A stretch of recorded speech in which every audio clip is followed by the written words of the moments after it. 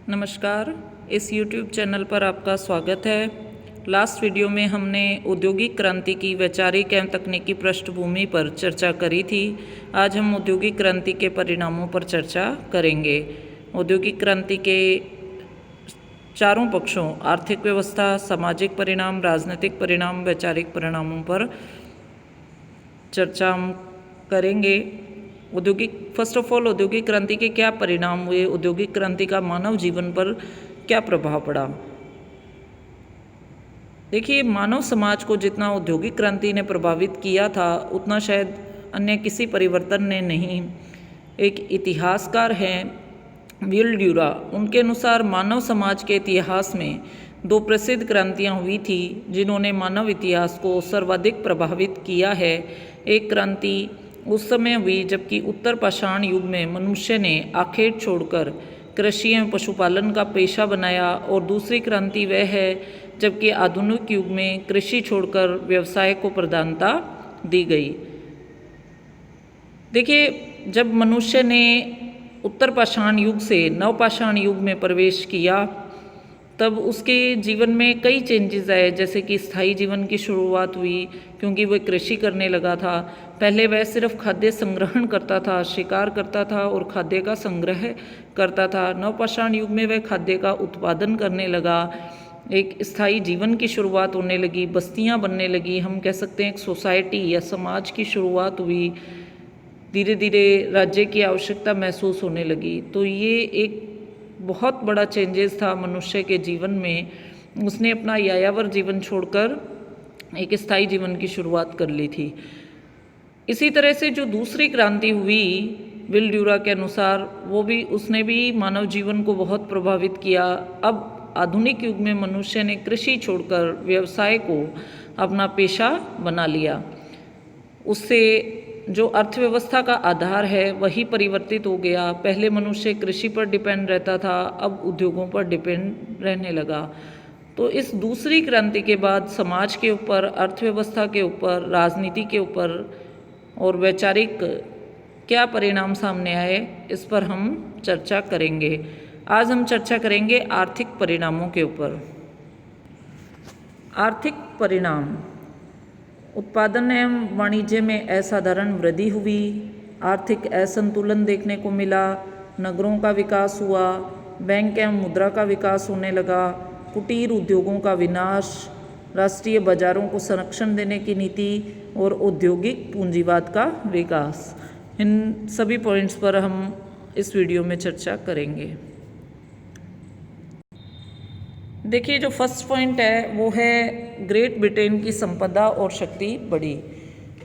औद्योगिक क्रांति का जो सबसे ज़्यादा प्रभाव था, जो प्रथम प्रभाव था, वो उत्पादन पर पड़ा था। यंत्रों के द्वारा कम समय में अधिक वस्तुओं का निर्माण होने लगा।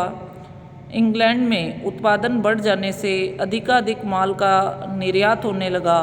इससे ग्रेट ब्रिटेन जो था उसकी संपदा और शक्ति बढ़ी और वह विश्व की प्रमुख औद्योगिक शक्ति बन गया। 1815 ईस्वी तक आते आते ग्रेट ब्रिटेन में विश्व की वर्कशॉप, विश्व की भट्टी, विश्व का बैंकर यानी कि सबको मुद्रा देना, वह विश्व का सबसे बड़ा मालवाहक देश बनकर सामने आया। तो और आर्थिक रूप से सबसे ज़्यादा प्रभाव जो ग्रेट ब्रिटेन बहुत अर्थव्यवस्था के रूप में बहुत सुदृढ़ होकर उभरा था। नेक्स्ट पॉइंट है कुटीर उद्योगों का स्थान कारखाना पद्धति ने ले लिया। औद्योगिक क्रांति से पहले जो सभी व्यवसाय एवं उद्योग थे वो घरेलू प्रणाली के आधार पर संगठित थे। इस घरेलू पद्धति के अंतर्गत प्रत्येक कारीगर जो था वो अपने घर पर अपनी ही पूंजी से इच्छानुसार वस्तुएं बनाता था और बेचकर मुनाफा कमाता था। किंतु यंत्रों का आविष्कार हो जाने पर कारखाने स्थापित होने लगे जिनसे सस्ता माल सुलभ हुआ।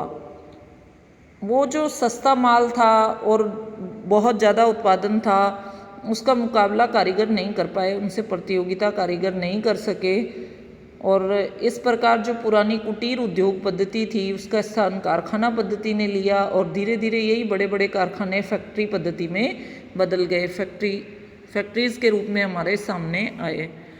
नेक्स्ट है अब शहर अर्थव्यवस्था के आधार बन गए।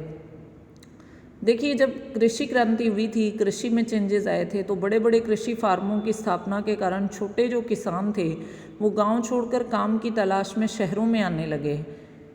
ये कारखानों के पास में आते थे, जहाँ पे इन्हें कोई रोज़गार मिल जाए, रोज़गार की तलाश में ये आए थे, जिससे औद्योगिक केंद्रों की जो आबादी थी वो बढ़ने लगी। उसके आसपास बहुत से ऐसे श्रमिक किसान, छोटे किसान आने लगे। तो इन औद्योगिक केंद्रों के आसपास नवीन नगरों का विकास हुआ। इंग्लैंड में मैनचेस्टर, लिवरपूल, लीड्स आदि बड़े नगरों के रूप में उभरे। जहाँ इंग्लैंड में 1700 ईस्वी में सिर्फ 77% आबादी, मैक्सिमम 77% आबादी के लोग गांव में बसते थे, वहीं 1900 में सिर्फ 20% लोग ही गांव में रह गए और 80% लोग शहरों में रहने लगे। तो आप इन 200 वर्षों के अंतर्गत चेंज देख सकते हैं। इस तरह जो तीव्र गति से जनसंख्या का शहरीकरण हुआ, ये एक औद्योगिक क्रांति का बहुत बड़ा प्रभाव था। गांव उजड़ने लगे और नवीन नगरों के बसने से अर्थव्यवस्था का जो आधार था वही बदल गया। अब शहर अर्थव्यवस्था के आधार बन गए। नेक्स्ट जो प्रभाव है वो है उपनिवेशवाद को बढ़ावा मिला। देखिए, औद्योगिक क्रांति के बाद जो औद्योगिक देश थे उनके लिए आवश्यक हो गया कि वे अपने बाजार को संरक्षित करें। अन्य देशों की निर्मित वस्तुओं पर वे बाहरी कर लगाकर राष्ट्रीय उत्पादन को महत्व देते थे, परंतु जब उत्पादित माल को अपने देश में खपाना मुश्किल हो गया, तब उन्होंने क्या किया कि अविकसित और जो पिछड़े देशों की मंडियां थी और बाजार थे उनको तलाशना शुरू किया और उन पर उनकी अर्थव्यवस्था को अपने कंट्रोल में ले लिया। तो बाजारों की आवश्यकता ने सरकारों को उपनिवेश प्राप्ति की ओर प्रेरित किया। एक नए प्रकार के औद्योगिक पूंजीवाद का जन्म हुआ। औद्योगिक क्रांति ने इस नए प्रकार के पूंजीवाद को जन्म दिया था। अगर हम देखें तो औद्योगिक क्रांति से बहुत पहले ही यूरोप में पूंजीवाद का जन्म हो चुका था, परंतु उस काल का पूंजीवाद व्यापारिक पूंजीवाद था, जिसमें पूंजी का जो लोग उपयोग करते थे, जो इन्वेस्टमेंट करते थे, वो व्यापार विस्तार के लिए करते थे।